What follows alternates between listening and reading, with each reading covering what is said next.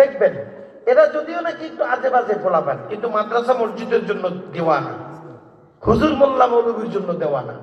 তো বিশরা হাফি রাস্তা দিয়ে হাঁটতেছে, নেশা ওভার মদ খাইতো, এমন খাওয়া খাইতো।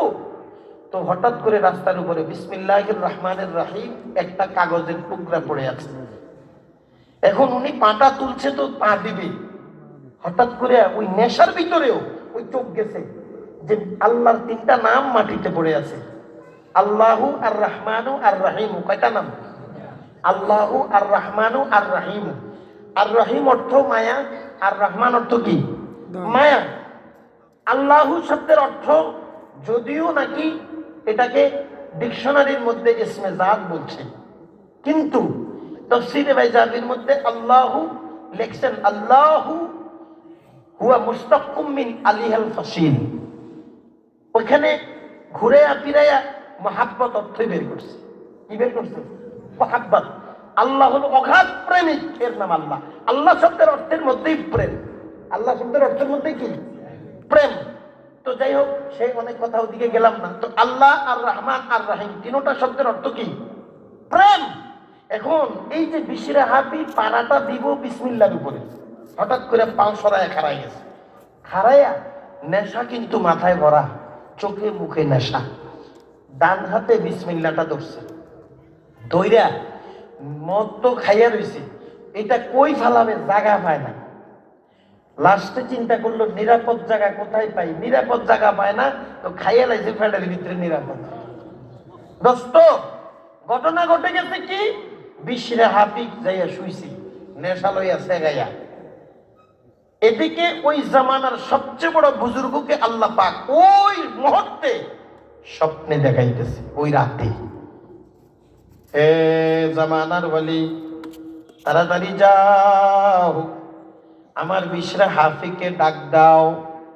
আমার বিশরা হাফি তাওবা করবে, আমার বিশরা হাফিকে তাওবা পড়াও। আমার বিশরা হাফি আসমানে কবুল হয়ে গেছে। জামানার বড় ওয়ালি স্বপ্নে দেখে ঘামায় গেছে, দৌড়াইতে আছে বিশরা হাফির বাড়ির দিকে।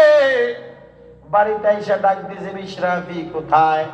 ওদিকে বিশরা হাফি স্বপ্নে দেখতেছে একজন ছোট, তার ঘরের সামনে একটা ডালিম গাছ, ডালিম গাছের উপরে ছোট একটা পাখি বসছে।